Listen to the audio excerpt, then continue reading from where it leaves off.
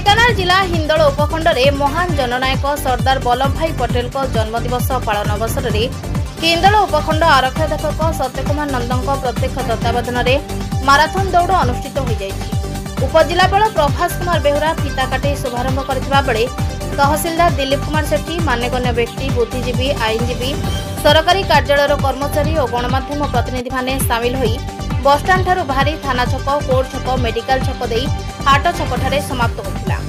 सेपरी बालिमी थाना तरफ राष्ट्रीय एकता दिवस पालन अवसर में खजुरियाकटा हाईस्कूल छात्र छात्री मानकु नै दशहरा पड़िया ठारे सरदार वल्लभ भाई पटेल जन्मदिवस पालन अवसर में सरदार वल्लभ भाई पटेल विषय में क्विज प्रतियोगिता होइतिला और यह प्रतियोगिता कार्यक्रम उपखंड आरक्षाध्यक्ष सत्यकुमार नंद परिचालना करथिले।